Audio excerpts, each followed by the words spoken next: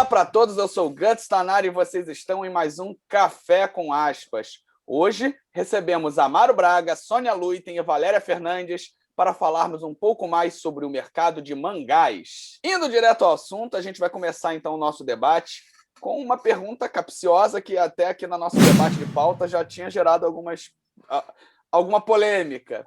Então vamos direto ao assunto. Quem começa a falar sobre a história dos mangás? O mangá quer dizer histórias em quadrinhos. Ele tem vamos dizer, é o nome que se dá no Japão, assim como a gente pode também identificar Fumetti ou bande dessinée.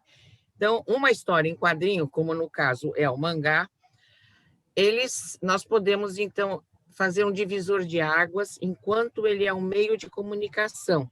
E para isso ele precisa ter algumas características. Tem que ter periodicidade, tem que ter personagens, um local onde ele é publicado, e não necessariamente balões, porque no início muitas publicações vinham com o diálogo, vamos dizer, embaixo do texto. Então, o mangá seguiu também esse mesmo tipo de trajetória, e ele só começa realmente a ser publicado depois da Era Meiji, como meio de comunicação, como qualquer outro. Então, nós temos, assim, na pré-história do mangá, a mesma coisa que aconteceu na Índia, aconteceu na China, aconteceu em vários lugares do mundo, que é a representação numa sequencialidade de alguma ideia, de alguma história. Então, nós temos também no mangá essa mesma trajetória. Os primeiros foram vistos até num templo que eles estavam em Kobe, se não me não, em Kyoto, então onde viram caricaturas, etc. Então, assim, em todos os lugares do mundo, na Europa também, feito em tecidos, como a tapeçaria de Maillet, enfim.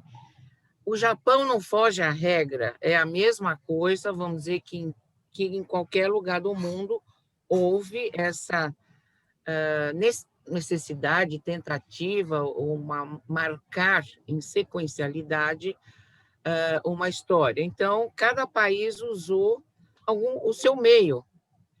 Então, isso é muito importante a gente ressaltar, tá certo? Pronto, minha bateria estava acabando, agora já estou perfeitamente conectada.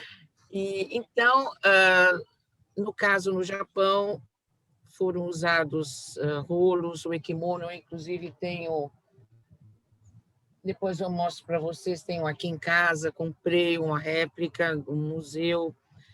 Enfim, o Japão tem uma história bonita da pré-história do mangá. Eu queria acrescentar pimenta, sabe? Aqueles Gosto de pimenta. Molho de pimenta, assim, só para a gente problematizar um pouco. A Sônia traz para a gente justamente essa perspectiva que a gente pode dizer assim, até mais tradicional, né, nos estudos sobre quadrinhos, de realmente enfatizar essa dimensão de veículo de comunicação de massa. E aí a questão do papel, do suporte do papel e do jornal passam a ser preponderantes, né? Então, a partir do momento que esses materiais começam a circular em jornais e começam a ser aquelas encadernações, aqueles suplementos, isso depois vai levar às revistas e a aparência que as histórias em quadrinhos se popularizaram em todo o mundo, né? Do jornal, depois para as revistas seriadas que a gente conhece. Mas aí, vamos só para problematizar um pouco mais essa dimensão. Vamos olhar para os dias de hoje, né? A gente ainda continua lendo quadrinhos em revista e em papel, mas vocês também, né, todos vocês aqui e quem está vendo a gente, também deve já ter lido ou visto até quadrinhos que não são mais produzidos em papel. Quadrinhos que são produzidos no meio digital, por exemplo, né, em bytes. E quadrinhos que nunca viram tinta. Quadrinhos que nunca foram constituídos em celulose. Eu procuro problematizar um pouco mais isso, a ideia de que o que a gente chama de histórias em quadrinhos não pode ficar preso única e exclusivamente a essa dimensão do papel, né? A gente está falando de uma linguagem, de uma maneira de fazer coisas. É como pense em outras expressões artísticas, né? Artes plásticas, música. a dimensão do suporte é só uma maneira de expressar esse tipo de linguagem. É uma maneira de fazer as coisas, é uma maneira da gente entrar em contato com o material. O papel foi preponderante para a popularização dessa linguagem. Hoje, por exemplo, já não é mais tanto como era em suas origens. Será que a gente, por estar lendo quadrinhos digital, a gente estaria lendo alguma coisa que não é mais quadrinho, que não mereceria mais ser chamada de quadrinho, porque não tem mais essa dimensão? Mas aí a Sônia menciona, por exemplo, você ter personagens, você ter periodicidade.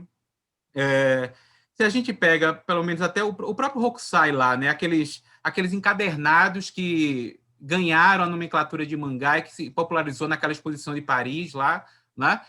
Você não tinha personagem, você não tinha também periodicidade, né? Desse material.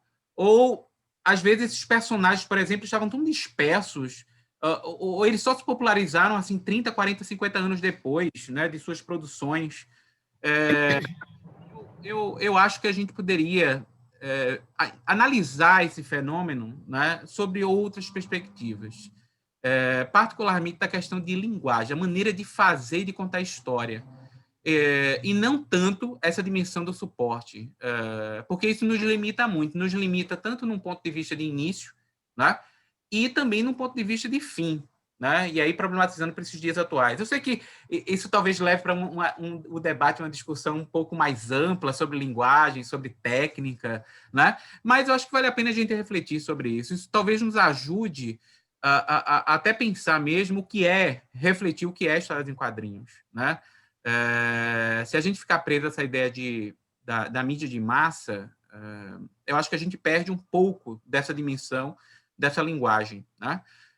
Até para poder perceber, por exemplo, a Sônia até falou, olha, as caricaturas, elas são muito importantes para a gente compreender essa história, né? Porque todas essas linguagens de quadrinhos que a gente ouviu falar, essas nomenclaturas, né, que se referem a quadrinhos, como a bande dessinée, o próprio mangá, elas vão surgir de alguma coisa que veio um pouquinho antes delas, que era essa dimensão meio que de produção de caricatura, de crítica social, né, de tentar fazer humor ou narrar alguma coisa através de imagens, e que isso vai criando aquela velha dimensão de sequencialidade narrativa que termina desenvolvendo um novo produto que depois a gente vai chamar de histórias em quadrinhos.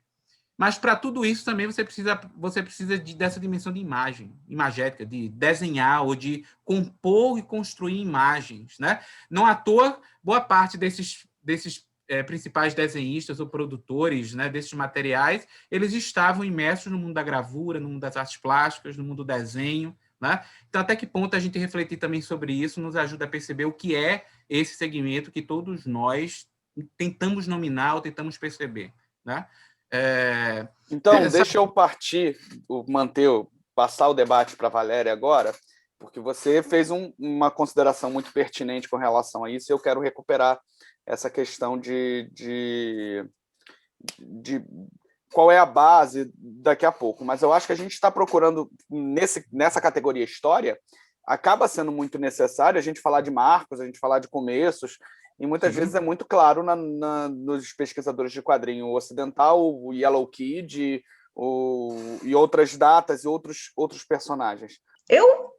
Eu sou muito mais, acho que a linha da Sônia, né, do quadrinho, a gente só poder perceber o quadrinho, ou a história em quadrinho, a partir do momento que se cria a indústria de massa.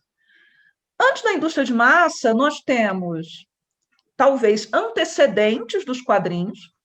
Então, e se a gente for trabalhar na base do antecedente, eu posso voltar ao Egito Antigo, pegar lá as narrativas tumulares e dizer, está contando uma história. E, inclusive, a gente tropeça em, por exemplo, charges políticas das revoluções inglesas, em que você já tem o recurso do balão ali.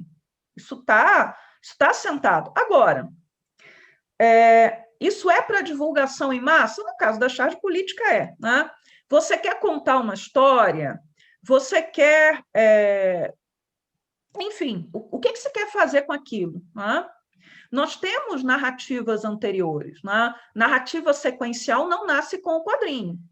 Mas se a gente pensa o quadrinho como um veículo, né, que vai ser difundido em massa, que depende da indústria gráfica, do barateamento do papel, da difusão da alfabetização, que é uma coisa importante. A gente só vai ter tanto a literatura popular de massa quanto o quadrinho a partir do momento que você, de uma certa maneira, amplia a base dos leitores. Isso é fundamental nos Estados Unidos e em outros países. Sem leitores, você pode até ter a criança ou a pessoa que lê as imagens, mas o quadrinho ele só pode ser usufruído em profundidade, amplamente, se você sabe ler. E onde você vai ter indústria de quadrinho, exatamente onde você tem uma base de alfabetizados maior e um barateamento desse produto. Pensando na questão do suporte papel, o suporte papel é o ponto de partida. A partir daí, né, a tecnologia não para com o papel. Eu acho que eu, por exemplo, quando penso a questão dos quadrinhos, eu não acho o papel uma barreira, ou um papel um limitador. Então, só é quadrinho se está no papel. Né? Isso, para mim, não é uma questão central. Né? É pensar o seguinte, né? Inclusive, as transformações dessa indústria, que começa no papel, mas que em eras tecnológicas ela vai deixar o papel para trás, ou pelo menos para algumas faixas etárias e demografias. Então, se eu penso em mangá, existe uma miríade de revistas, principalmente para mulheres, praticamente todas as que são pornográficas, que não são impressas em papel. Porque você não vai abrir aquela revista no meio da rua. Você vai ver no seu celular, no seu tablet, na sua casa, no seu computador. Você não vai ter a prova do crime. Você não vai ter a prova do crime, entende? Então, assim, a questão do papel, acho que nos nossos dias, se não é superada, ela está aí em vias de ter que se equilibrar com o meio digital. Então, assim, eu realmente eu acredito, né, assim que eu vejo, o quadrinho ele nasce em vários lugares ao mesmo tempo, porque era o momento histórico do nascimento do quadrinho. Era um momento histórico que dava as condições materiais, as condições de imaginação, de criação, para que ele surgisse. E aí, claro, cada país vai querer eleger seus marcos e ter a primazia. Isso, para mim, é uma armadilha. Então, assim, você vai ter em vários países gente chegando ao mesmo momento. É como a invenção do avião. O avião seria inventado. Ponto. Era o momento. Havia todas as condições para que fosse feito. É a mesma coisa o quadrinho. Então, essa é a minha posição em relação à questão. Afirmando aqui categoricamente que foi Santos Dumont e dando continuidade ao nosso debate. Nada de irmãos Green. Eu sei. Os irmãos Wright. Não, mas é correto. Os irmãos Wright, né? Vamos dar continuidade. Os irmãos Wright, they are wrong. Mas juntando o que a Valéria e o Amário, então, assim, isso aqui, inclusive, falo até no meu livro, no comecinho, assim, Cita, porque você tem muitos, Sônia. Histórico. Qual livro seu? Isso é aquele, o Mangá, o Poder dos Quadrinhos Japoneses, com várias edições aqui. Tem um capítulo só para isso mesmo. Que maravilha, adoro isso. Início do... Vou te dar de presente aí. Autografado. Não, é sério. Mas, assim, juntando o Amário e a Valéria, completamente em razão, o homem vai utilizando aquilo que ele tem no momento. Então, era pedra, pergaminho, afresco, linogravura, xilogravura, etc, etc. Então, por exemplo, no caso do Hokusai, ele apenas nomeou o mangá, mas depois foi Kitazawa que printou o nome mangá, tá certo? E é o seguinte, nós estamos vivendo um momento histórico da passagem do papel para a tela.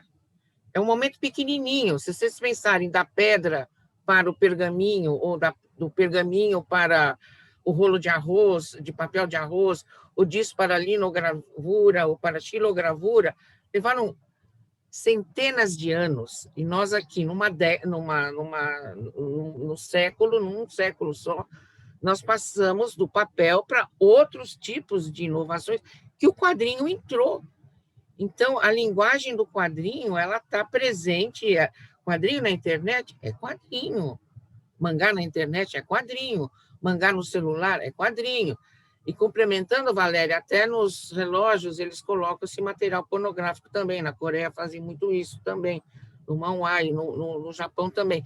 Então, o papel, a indústria do quadrinho, em termos de papel no Japão, caiu drasticamente, de 15 milhões para 9 milhões por semana, mas caiu drasticamente em função da internet. Então, a internet é muito importante, não podemos desprezar isso de jeito nenhum. Só que o momento histórico nosso é curtinho. Nós, em nem uma centena de anos, nós passamos por tantas coisas que nós estamos absorvendo isso, né? O computador hoje, praticamente, boa parte da população tem e usa. Então, ele está lendo quadrinhos. Pode ler no banheiro, até se quiser levar um tablet, mas não a revistinha. Mas é isso mesmo, foi uma importante pergunta sua no início para a gente prosseguir, Gustavo. E agora eu queria que a gente fizesse, a gente falou muito sobre narrativa, e muito do que a gente falou aqui eu acho que se encaixa até para Fumete, para bande dessinée, para comic em geral. Mas existem essas nomenclaturas e elas não existem muitas vezes à toa. O que define um mangá em diferenciação com outras formas de narrativa? Como é que a gente pode... É lógico que aqui a gente está jogando o debate, né? Isso. O público vai ter as suas respostas nesse momento, tanto estilísticas ou não, mas eu queria saber de vocês, para vocês, como pesquisadores, o primeiro grande marco, a grande diferenciação entre um mangá e outros estilos de quadrinhos? Eu acho que quando a gente pega, se a gente pegar da perspectiva histórica, né, desde do Kitazawa, principalmente, né, mas o Okamoto, quando eles atribuem essa perspectiva de colocar o mangá, por exemplo, para estar fazendo quase como se fosse tipo um jornalismo local, uma ideia de pegava os desenhistas e mandava eles circularem pelas cidades para poder ver o que estava acontecendo e transformar aquilo em notícia desenhada, né, para poder ser reproduzido. Eu acho que o mangá ele chegou à era moderna e para a gente hoje, né, ao mundo contemporâneo, trazendo uma contribuição que a gente perdeu um pouco nos outros tipos de quadrinho, né, nos outros tipos de quadrinho, que é essa ideia de que os mangás eles nos mostram novas possibilidades de narrativa que falam sobre o cotidiano de forma muito mais intensa do que as outras expressões de quadrinhos. Que apesar do mundo da ficção e da fantasia, né, ser preponderante nessa linguagem, né, em todas elas, em todas as suas múltiplas expressões, eu acho que o mangá ele deixou uma abertura muito maior para a gente aprender a contar histórias diferentes, né, de maneira mais distinta. E eu acho que também a própria maneira de desenhar e de pintar, né, da arte japonesa meio que relegou ao mangá também uma estética diferenciada em relação ao Ocidente. Novas regras de composição, novas regras em relação até à própria percepção do que é perspectiva, né, diferenciada. Então, isso eu acho que deixa para quem faz quadrinho, para o quadrinista em si, muito mais liberdade em sentido de concepção artística, em sentido de liberdade do traço mesmo, de fazer um desenho distinto do que outras, vamos assim, escolas de produção. Se a gente pensar na escola norte-americana, na escola europeia, né, que são um pouco mais engessadas, um pouco mais deterministas em relação a como desenhar, né, como desenhar uma figura humana, como desenhar um cenário, enquanto que nos mangás você vê uma maior liberdade, desde coisas extremamente abstratas até coisas extremamente realistas, né? Então, no fim das contas, essa liberdade de produção é que vai realmente ser algo que vai chamar a atenção nos mangás, e por isso que a gente bate o olho e a gente consegue ver que aquilo, né, não é um comic, não é uma bande dessinée, não é um fumete, né?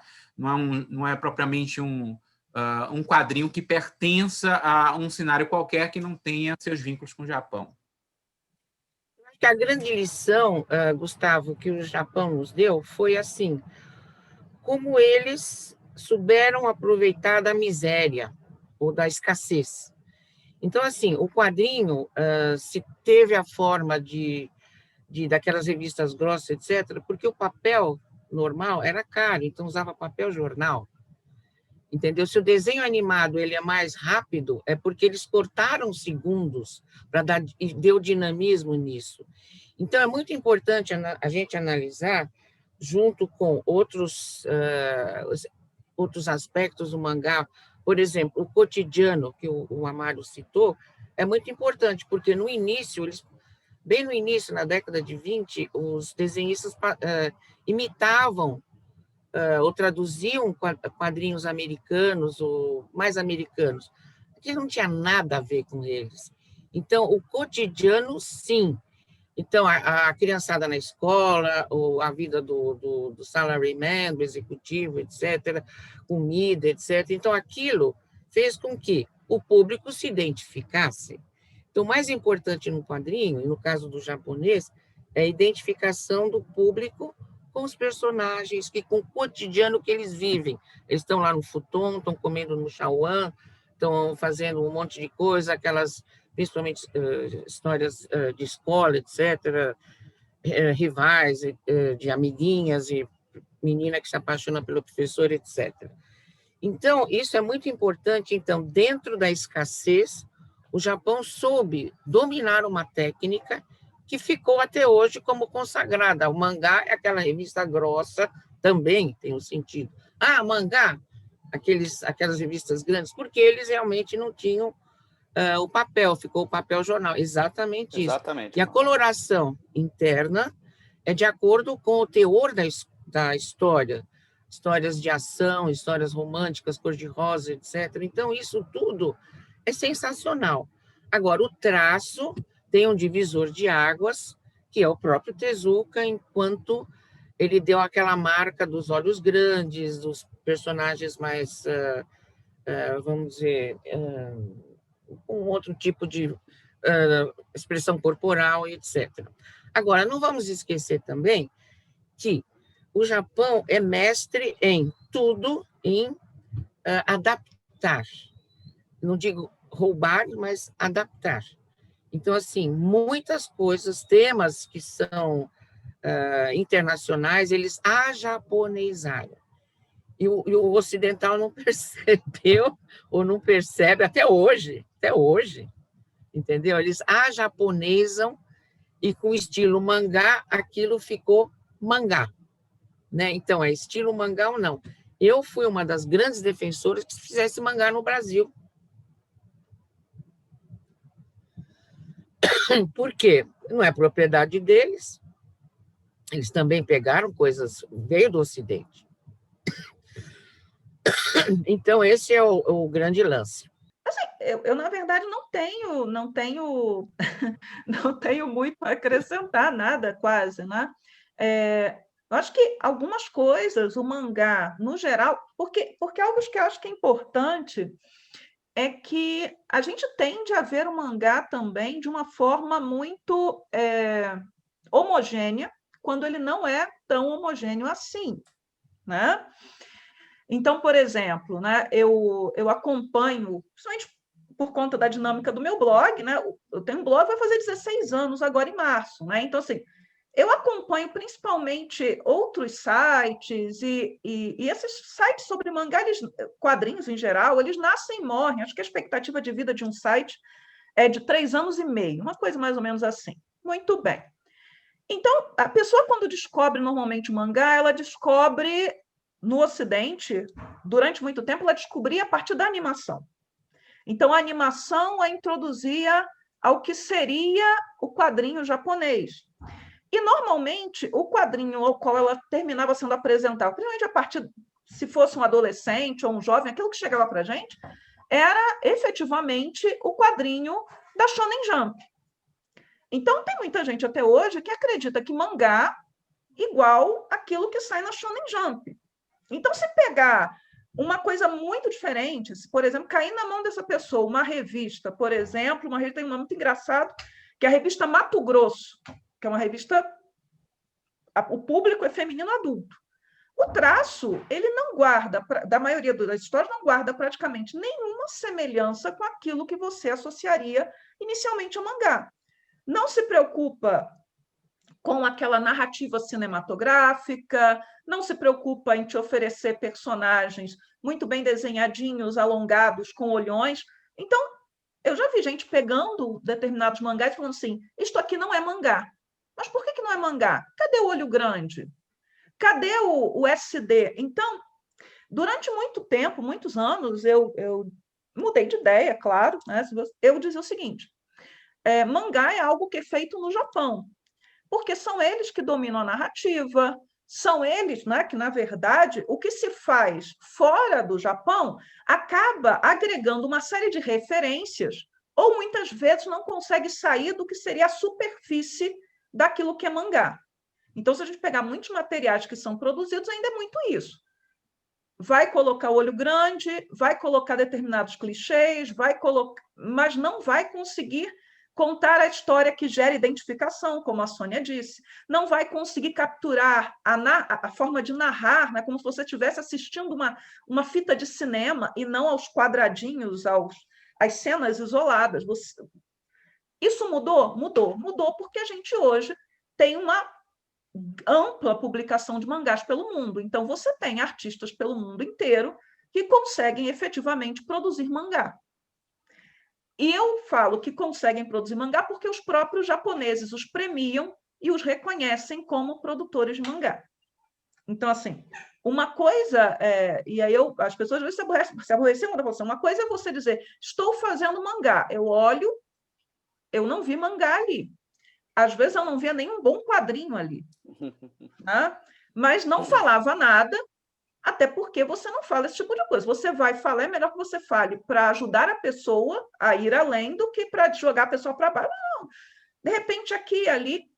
Mas hoje, você efetivamente pega materiais que são produzidos na França, nos Estados Unidos, no Brasil, e que efetivamente, se não devem em nada ao material japonês, conseguem mostrar o seguinte, que você consegue dominar aquele meio e aquela forma de expressão, o que é muito importante. Então, o que o mangá traz de novo? Né? Primeiro, a minha pergunta sempre é de que mangá você está falando? Porque algo muito comum são as pessoas se aproximarem também do mangá e não perceberem que você tem várias demografias, você tem várias faixas etárias que são público-alvo, que você, ao ter contato, por exemplo, com o mangá X, você não está tendo contato com todo o tipo de mangá. Então, assim, são várias questões, né, que precisam ser colocadas na balança e, muitas vezes, as pessoas não entendem, mesmo aqueles que se dedicam à análise do mangá. Muitas vezes se dedicam à análise do mangá porque está na moda, ou para fazer um contraponto com os comics ou outros tipos de mangá, de quadrinhos que aquela pessoa analisa, sem levar em consideração peculiaridade da indústria de mangá. Então, pessoas, a gente tocou em algo que me interessa muito, que é essa definição de mangá, se é uma definição geográfica ou narrativa estética. Se mangá é algo japonês, ou se o mangá é um estilo narrativo, um estilo de desenho, que muitas vezes obviamente, impactado pelo mercado deles. Você falou do Shonen Jump e tudo mais. Eu, amarrando coisas que foram ditas também, e que até como leitor e como fã, foi o que mais me atraiu, eu entrei para comecei a colecionar mangá, muito em parte pela variação de temáticas. Enquanto o comic americano, muitas vezes, pelo menos o mainstream, ficava muito preso à ideia de super-herói, super-herói, super-herói, super-herói, super-herói, o fato de eu pegar um mangá onde existe um professor polvo ensinando uma turma de assassinos me parecia muito interessante e inovador como leitor mesmo. Então, assim, eu fui muito para o mangá por causa disso, como leitor. Fora a concepção de poder, o que como colecionista, a concepção de poder completar a coleção e ter tudo sobre aquilo, me é bastante agradável. Mas então, eu tenho aqui em mãos algo que eu vou mostrar para vocês. Há algum tempo atrás eu precisei escrever um artigo sobre a União Soviética, sobre o centenário, foi em 2017, o centenário da Revolução, e eu não tinha contato com um quadrinho soviético, obviamente. E eu procurei trabalhar com animações soviéticas até. Mas aí eu fiz contato com uma amiga, se tornou amiga minha, na Rússia, E assim que ela veio no Brasil, ela me trouxe isso aqui de presente, que é um mangá russo, que obviamente eu não entendo nada porque eu não leio cirílico. Mas ela, segundo que ela me informou, o cenário de quadrinho, o cenário de quadrinho na Rússia não teria um X-Men, Super-Homem, eles teriam uma produção local muito influenciada pelos mangás. Eu não sei até quando isso é uma visão externa, ela não é fã também, ela foi e viu e tudo mais. Mas e aí isso volta para aquele debate que a gente estava tendo. Se a gente pode falar em mangá no Brasil, ou se a gente tem que necessariamente falar quadrinho em estilo mangá ou não. Mangá é geografia puramente ou é uma questão estilística? Como eu falei, não sei se na edição final vai entrar, né? Eu fui durante muitos anos uma pessoa que partia do princípio de que o mangá ele tinha algo de geográfico. Da mesma maneira que eu quando vou me referir ao quadrinho franco-belga, eu uso bande dessinée ou comics para o quadrinho americano, normalmente super-herói, né? Não os demais, a gente usa a terminologia, o mangá teria essa questão terminológica ligada ao geográfico, mas também que, ao usar, no caso do mangá, a gente estaria abarcando características que são narrativas, estilísticas, a pluralidade temática, eu falei pluralidade corretamente, agora a palavra não quer sair. Vamos dar diversidade, né? A ideia, né? Não, pode deixar, não precisa nem tirar. A ideia da diversidade de públicos, né? Que já está no horizonte, né? Essa minha ideia ela durou um bom tempo, mas ela é datada, né? Ela tem 20 anos. 20 anos atrás, nós estávamos ainda no Brasil, principalmente, e não só no Brasil, recebendo os primeiros mangás. E recebendo os primeiros mangás que não vinham espelhados, né? Que não vinham, muitas vezes, tentando enganar o leitor de que aquilo era outra coisa, que não era produção japonesa, que era um quadrinho como outro qualquer. Então, assim, eu acredito que a partir do momento que você tem um consumo contínuo de mangá em vários países no mundo, que você tem uma publicação que é contínua, que é minimamente diversificada, os artistas eles conseguiram, de uma certa maneira, absorver as técnicas, absorver o estilo narrativo geral do mangá. Mangá é muito mais do que isso, que chega para a gente a ponta do iceberg, e conseguiram, de uma certa maneira, criar seus quadrinhos em formato mangá. Então, hoje eu uso, né? É um mangá brasileiro, mas eu faço questão de marcar que é um mangá brasileiro, que é um mangá norte-americano, que é um mangá... E aí, quando a pessoa ouve isso, normalmente ela vai associar. Então, é alguém nesses países que está fazendo... Deu uma travada só para mim? Ou... E nós temos aqui no Brasil gente que faz quadrinhos, isso há décadas e décadas, se inspirando no que seria o modelo norte-americano, ou se inspirando, por exemplo, em Asterix e outros, né? E você percebe essas influências, né? A questão é que, como nós somos, no caso do Brasil, receptores, nós acabamos, de uma certa maneira, recebendo múltiplas influências também. Então, é muito raro você pegar um quadrinho, mangá brasileiro, e não perceber também influências que não são somente do mangá, que vem de outras fontes, de outras origens, normalmente do quadrinho americano, né? Salvo, isso já acontece, se a pessoa se formou lendo mangá. Então, por exemplo, há 20 anos, era praticamente impossível, a não ser que fosse uma pessoa que morasse em lugares muito específicos do Brasil, São Paulo, talvez o Paraná, que fosse um consumidor somente exclusivo de mangá, a pessoa receberia influências diversas. Então, hoje nós temos meninos e meninas que cresceram lendo mangá e que estão aptos, de uma certa maneira, a fazer suas histórias seguindo o modelo japonês. Então, assim, lembrar que mangá é uma coisa que os japoneses inventaram, eu acho fundamental. para marcar que é a produção japonesa, que aquilo é importante, né? A origem é importante. Mas, ao mesmo tempo, é importante marcar também que essa produção de mangá ela não é restrita ao mangá, e os próprios japoneses reconhecem os méritos de mangás feitos em outros países. Então, é isso. Nós somos um grupo de pesquisadores, então é muito importante debater isso, inclusive todos nós, a maioria de nós orienta trabalhos, etc. Eu acho que é muito importante a gente saber a história do mangá, a origem, e saber as divisões do mangá. Então, aquilo que veio para o Brasil, se é ou não é. Então, eles têm aquela divisão clássica, que hoje ela se, vamos dizer, intermedia para meninos e meninas, adolescentes, para crianças, etc. Hoje elas estão mescladas.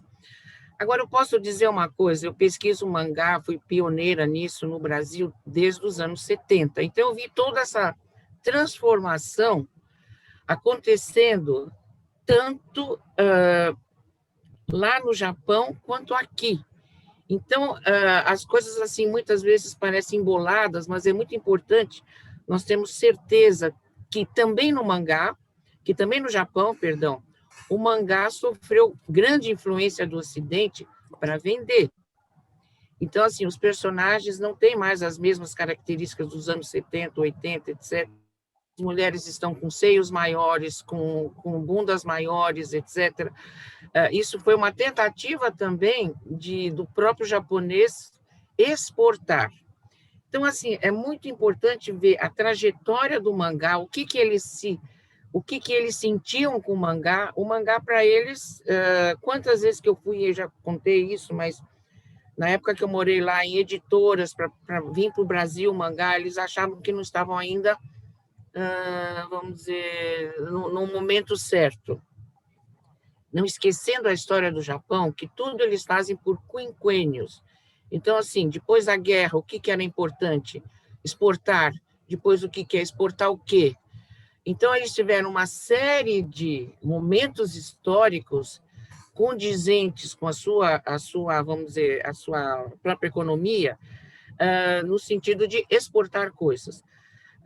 Se exportou sistema empresarial, se exportou artes, vamos dizer, clássicas, e chegou o momento da exportação da cultura, vamos dizer, do mangá. Então, primeiro-ministro, etc. Então, é bom a gente não esquecer isso. Então, o que a gente recebe aqui, muitas vezes, é um produto também que eles fazem direcionados para vender, tá certo? E vender que a indústria do mangá e anime e games ocupa uma posição muito grande dentro da economia japonesa. Então, nós não podemos dissociar esse fato também. E outra coisa eu acho que nós, enquanto pesquisadores, enquanto orientadores, temos que ver sempre o que é um fã e o que é um pesquisador no momento que está se orientando uma tese. Então, vem alguém primeiro que é fã, etc. Eu falo, olha, fã é uma coisa, eu também sou fã, mas pesquisa é outra. Então, estude primeiro a história do Japão, a história do comics, a história do mangá, para você poder, então, fazer uma análise crítica, para você fazer em questão de estilos, etc., e coisas desse gênero. Então, o mangá feito em outros países não é tão reconhecido, não. Eles jamais publicaram uma história a nível grandioso, como eles fazem com ele, de uma história estrangeira. Vocês já ouviram falar? De mangá feito na Rússia, no Brasil, etc. Que seja publicado por eles depois. Não publicam. Eles têm uma indústria fechadíssima. Então, assim, tem as alianças entre Maurício de Souza, o estúdio do Tezuka, que fizeram desenho animado, vão para a Amazônia, etc., Mônica e tal, o Astro Boy, etc., mas a indústria deles é fechadíssima, eles não publicam. Então, reconhecer alguma coisa é publicar e vender. E eles, assim, nesse ponto, eles são fechadíssimos. Agora, o que nós chamamos, você chamou, Valéria, de receptores, nós temos múltiplas influências, mas nós temos um quadrinho brasileiro também, que recebe, vamos dizer, influências. E eu acho isso...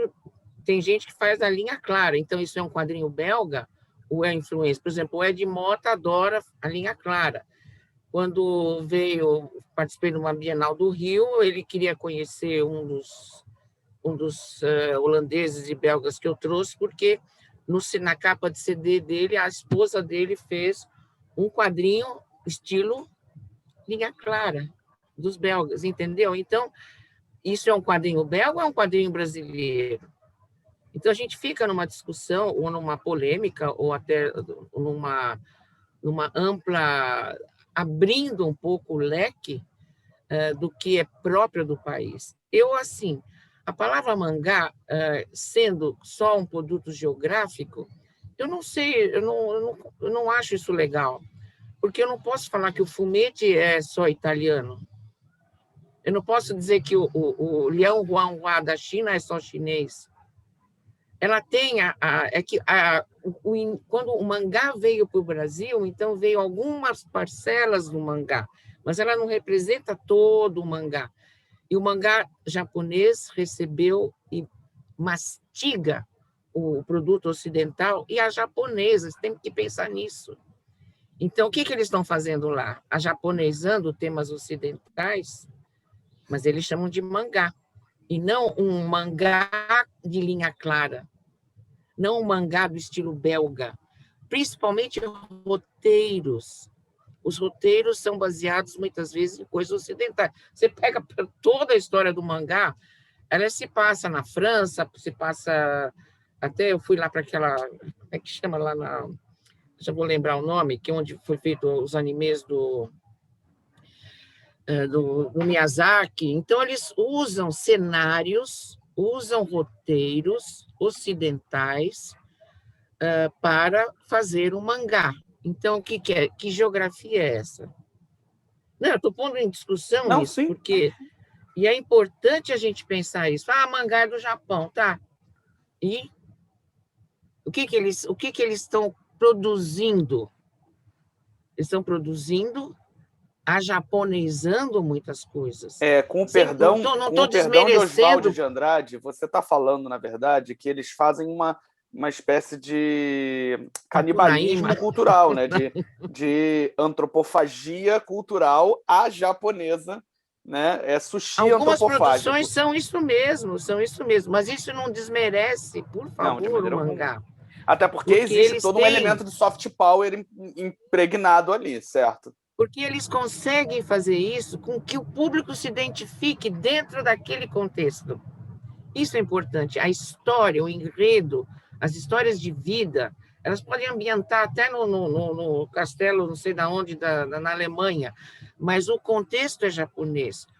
A identificação, os problemas, são histórias de relacionamentos, uma série de coisas. Quer dizer, então, assim, eu vejo nesses anos, pelo menos do boom do mangá, nos anos 70, que começaram a ter dinheiro para poder publicar, porque antes não tinha grana mesmo para nem papel. Até hoje, em alta tecnologia, não vamos esquecer que a indústria é poderosa, porque tem os games e tem os animes ajudando. E a maioria dos países não tem isso. Então, aquilo que você estava falando da coleção, do pocketbook, é o condensamento do que está no mangazão e vai na série bonitinha. Tankobon. Então, são pouquíssimos países do mundo que fazem isso. Não é nem tripé que eu falava antes, agora é o quadripé, porque tem toda uma indústria do entretenimento ligada ao quê? Ao game, ao anime, ao mangá e sei lá o que mais, certo? Então, fiquem abertos isso, e nós, como pesquisadores, realmente temos que fazer botar, no caso, quem está pesquisando dentro da trilha, não só do fã, mas para que ele conheça realmente todas essas nuances e leiam bastante. História do Japão, um monte de coisa para poder, então, levar na linha, tá bom? É um debate aberto, pelo que a gente já percebeu. Certeza. Amaro, sua colaboração. Não, essa questão acho que já deu para perceber, até pela fala da Valéria e da Sônia, que a gente está falando do gato do Schrödinger, né? Não dá para... Ele é e não é, e é as duas coisas ao mesmo tempo. Depende justamente das perspectivas que você aborda, né, a situação. Então, é uma questão geográfica? Sim, é. Tudo que é feito, que nós chamamos de quadrinho lá no Japão, eles vão chamar de mangá. Inclusive, aquilo que nós não chamamos de mangá, eles vão chamar de mangá. Né? Então, perfeitamente. Que seja publicada, que seja... Homem-Aranha lá é um mangá. Chamamos de mangá. Né? Para eles é mangá. A gente não diz que não é mangá, mas eles vão dizer é mangá. Porque mangá é quadrinho, ponto. É o nome deles, é história em quadrinhos.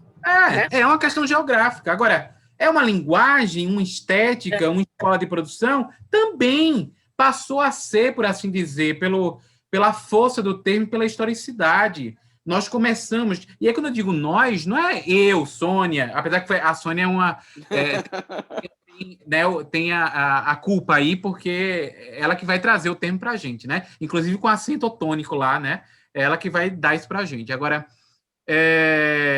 as pessoas, os quadrinistas, leitores, mas principalmente quem produz quadrinhos, quem desenha quadrinho, passou a associar uma maneira de fazer, uma maneira de compor história, uma maneira de desenhar muito própria, associada a um imaginário daquilo que é produzido no Japão, que, como até a Valéria trouxe para a gente de maneira magistral, aquilo que chega para a gente de mangá não corresponde à totalidade do mercado, é muito mais o mainstream, aquele produto comercial que é feito para exportação. Tanto é que muitas vezes chega para a gente via Estados Unidos, como todas as publicações, boa parte delas, daquelas primeiras lá de Maya, Garota Sensitiva, Cry Freeman, né, vieram via Estados Unidos e boa parte das produções também.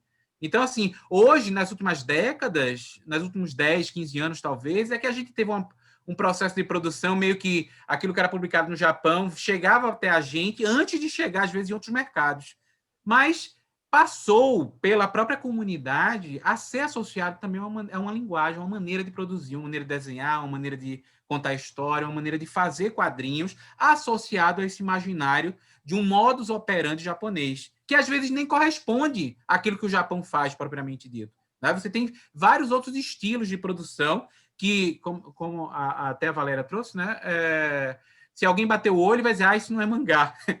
Porque não se aparenta, não se aparece como um mangá do modo como todo mundo reconhece publicamente. Né? Mas ele passou a ser uma linguagem, do mesmo jeito como a Sônia colocou aí, o linha clara, né? A linha clara, passou a representar uma parcela daquilo que é produzido ali naqueles quadrinhos franco-belga. É tudo que é produzido? Não, não é. Mas é uma parcela significativa de um material que comercialmente tem impacto. Do mesmo jeito que quando a gente fala do comic estadunidense, né, não existe apenas quadrinhos de super-heróis nos Estados Unidos. Existem diversas outras temáticas, dos undergrounds até coisas completamente pioneiras em relação à estética de produção. Mas, né, comercialmente, o grande mercado é associado a esse estilo de produção dos super-heróis. Né? Mas... e aí, o que a Sônia traz para a gente também ajuda bastante a entender isso, é que quando você se dedica a estar estudando esses mercados, dá muito trabalho por causa disso, porque as coisas não são fáceis, as definições não são claras, muitas vezes você tem que ser partidário de uma ideia, né? Porque não é consolidada. Né? Aqui já deu para perceber, por exemplo, desde quando a gente estava no preâmbulo da discussão, né? Perspectivas históricas, sociológicas, comunicacionais, linguísticas, elas podem contradizer cada uma das nossas afirmativas aqui, a partir do escopo teórico, metodológico de cada um desses campos. Né? Então, a ideia, por exemplo, do que é gênero. Né? Então, assim, eu posso dizer que o mangá é um gênero de produção. O pessoal de linguística, o pessoal de comunicação, eles vão se degladiar com perspectivas completamente divergentes sobre esses aspectos. Né? E aí, muitas vezes, nesse âmbito da pesquisa, você vai ter que seguir determinados autores, seguir determinadas correntes ou vertentes que dizem, olha, fulano diz que é, então eu vou dizer aqui também que é, né? Com a permissão dele, ou dela, e assim vai. Né? Então, essa questão de o que é mangá, se é isso ou se é aquilo, é o gato de Schrödinger. Né? Pode ser tudo e pode também não ser nada. Cabe justamente a cada um, pesquisador, pesquisadora, que estiver envolvido com isso, construir seu caminho e mostrar que pedrinhas amarelas são essas para a gente seguir junto e ver se é coerente. Eu queria fazer uma observação que eu acho que fecha algumas coisas e completa outras. Eu acho que um dos motivos da gente identificar tão claramente, ou pelo menos assim, o grande fã, o fã comum, a pessoa que não é pesquisadora, ele pega um quadrinho, muitas vezes ele não vai ter a cultura necessária, cultura talvez não seja a palavra ideal, mas ele não vai ter o know-how necessário para diferenciar um quadrinho belga de um quadrinho americano do underground ou tudo mais. Mas se você chega num garoto de 12 anos e bota para ele um mangá e bota para ele um comic, ele sabe dizer o que é o mangá imediatamente. Porque o Japão foi muito hábil em arregimentar a formação desse fanbase, dessa galera que hoje, por exemplo, não aceita que um mangá seja publicado fora daquele estilo, daquele processo. Ele não consegue conceber. Há pouco tempo atrás, o Pipoca e Nanquim teve um sério problema quando eles publicaram Guardiões do Louvre, que é uma série de mangás que se passa... Na verdade, ele faz parte de outros mangás que se passam no museu francês, e ele é publicado em formato ocidental para poder ter essa noção ocidentalizada de estar dentro da França. E vários fãs pediram para retornar o mangá, falando que estava errado, que tinha sido publicado errado, porque ele não estava seguindo aquele formato. Então, esse purismo editorial que a gente acabou se forçando, né? Que inicialmente, eu vou lhe passar a palavra, Valéria, inicialmente foi até uma exigência lá, quando o mercado brasileiro é arregaçado para os quadrinhos, para os mangás, lá quando chega Dragon Ball e Cavaleiro do Zodíaco e tudo mais, eles exigem que seja feito dessa maneira. Muita gente fala que o próprio mercado editorial acreditou que não ia dar certo ser feito de trás para frente, ser feito em preto e branco, e hoje em dia você não consegue desassociar, o fã não aceita se for diferente. Fala, Valéria. Eu acho que não é purismo nesse caso, não, é falta de informação, tá? Porque, veja, você poderia dizer, é purismo, por exemplo, exigir que quando você tenha um mangá em português, você mantenha os honoríficos. San, sama, isso é purismo. Esperar que o mangá seja publicado no seu sentido original é purismo. Eu prefiro que seja feito assim, né? Assim, que não seja espelhado, que não seja retocado, quer que seja. Agora, não compreender, por exemplo, que existem mangás que são todos coloridos, porque há mangás que foram publicados todos em cores, ou não querer compreender que a proposta do autor era publicar um mangá no sentido ocidental de leitura e que ainda assim seria mangá, isso nada tem a ver com purismo. Isso tem a ver com ideias tacanhas, com uma visão limitada do que é mangá, e que, de uma certa maneira, permeia muitos fãs. Né? E é muito difícil, quando você convive, principalmente no meio dos fãs, as pessoas elas não conseguem caminhar. Vamos pensar aqui. Não, foi publicado desse jeito no Japão, desse jeito aí. Não pode, porque isso não é mangá. Foge daquilo que é a pontinha do iceberg que ele conhece, ou ela, já é um fator de estranhamento tão grande que pode provocar uma rejeição do material. E há várias questões. Um material. Os japoneses já produzem, a Sônia explicou isso maravilhosamente bem, produzem material olhando para o mercado externo. Alguns materiais. Há outros que eles não estão nem aí para isso. E muitas vezes esses materiais, exatamente por guardarem, né, aquilo que seriam os valores, as ideias japonesas, o exótico, para quem está fora do Japão, eles acabem fazendo um sucesso tão grande sem que você pense nisso. Né? Sem que eles pudessem até ter imaginado, mas como é que isso aí foi fazer tanto sucesso? Porque alguém pegou, comprou a ideia e publicou. Então, assim, purismo é exigir, muitas vezes, um respeito à obra, que você coloque, sei lá, notinhas para explicar isso e aquilo, como as pessoas que fazem os scans, né? Muitas vezes os grupos que fazem scanlation, eles muitas vezes se esmeram nas notas culturais e outras coisas mais. Agora, nem sempre uma editora pode fazer isso ou está disposta a fazer isso. Questão até de... Vamos lá, Mário. Das onomatopeias, Valéria. Então, vamos dizer, a onomatopeia, ela faz parte o quê? De uma estética do mangá, tá certo? Então, no momento em que muitas editoras, principalmente nos Estados Unidos, começaram a traduzir aquilo, raspar aquilo e colocar o splash, então vamos então agora debater também sobre isso. Então, é purismo deixar a onomatopeia ou você está estragando a estética? Para mim, a onomatopeia Eu japonesa muitas escrevi vezes está dentro da vários narrativa, né? artigos sobre isso e realmente, então, fica uma questão, as editoras brasileiras elas estão mantendo a onomatopeia, muitas vezes traduzem, porque está entendendo? Então, aí não é uma questão de purismo, mas de você quebrar e matar a obra com a raspagem e colocar um símbolo ocidental. O que é isso, gente? Não é questão de ser espelhado, se isso aqui, se a espada está na mão esquerda ou direita. Mas isso daí é super importante no momento que o mangá vem para a gente. E, na minha opinião, deve manter a onomatopeia. É um Por que problema, não? né? Entra no debate da própria ideia do que é do papel da tradução, do papel da editora, né? Eu vou traduzir ou não vou traduzir, né? Feito a Valéria falou lá, eu vou traduzir os termozinhos, né? As interjeições que eles falam ou não, né? Ouro, né? Aí eu coloco lá um outro termo que em português deu sentido original, não. Aí vem o papel dos tradutores enquanto editora e depois dos leitores enquanto fandom, né? Enquanto grupo de fãs, e aí nem sempre eles concordam com essas perspectivas, né? E uma outra perspectiva nossa, enquanto críticos disso, né? Ou seja, os impactos positivos e negativos, seja de uma perspectiva, seja de outra, né? Ou seja, até que ponto é possível um diálogo entre os dois grupos, né? Editorial e público-leitor, né? Muitas vezes eles têm perspectivas diferentes sobre a mesma coisa, né? Ou seja, eu vou traduzir ou não vou traduzir? Eu devo ou não devo, né? É algo realmente para a gente estar debatendo isso.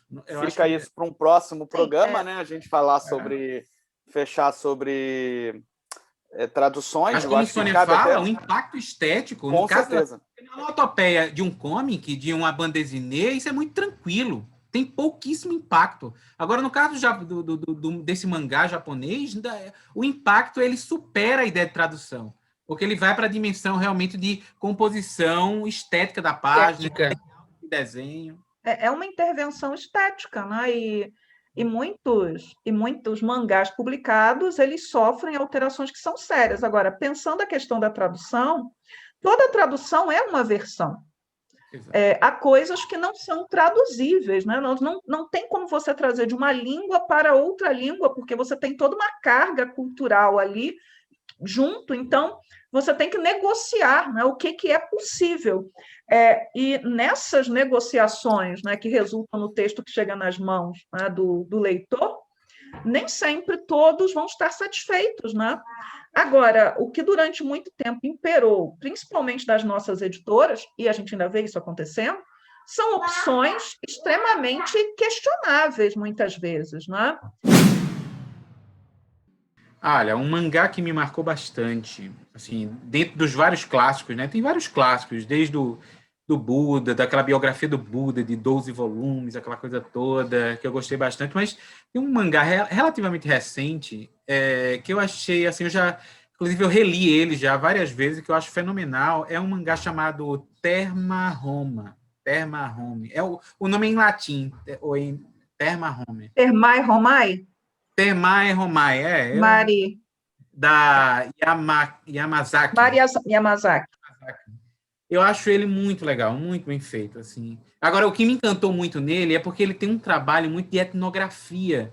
Ela é casada, ou foi casada com um italiano, alguma coisa assim do tipo, e aí ela andou muito pela Itália, e a história do mangá é a história das termas, né, das casas de banho, tanto na Itália quanto no Japão. E aí ela criou um enredo onde um determinado personagem, ele fica, quando ele mergulha lá na casa de banho, ele vai bater na Itália antiga, né, e depois volta para o Japão medieval, então fica nesse, e aí numa troca de explicações, enfim, duas culturas, dois locais geográficos interrelacionados pela questão das casas de banho.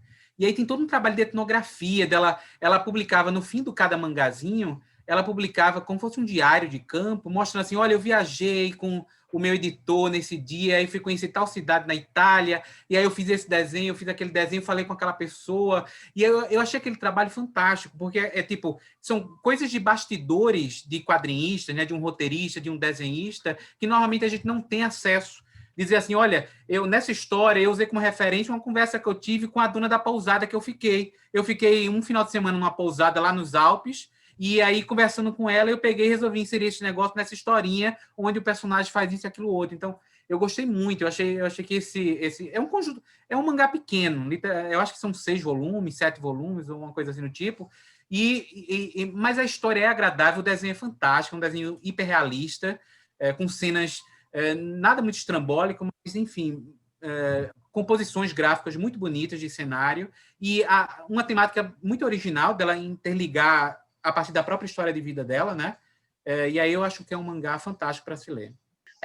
Um mangá que eu gosto muito, que finalmente terminou em dezembro do ano passado, que é Oku, da Fumi Yoshinaga, que é uma série de ucronia, né? De história alternativa, e que tem, de uma certa maneira, num momento como o nosso da pandemia, até interessante, porque o ponto de partida da história é uma peste que aparece do nada no Japão e que dizima a população masculina do país.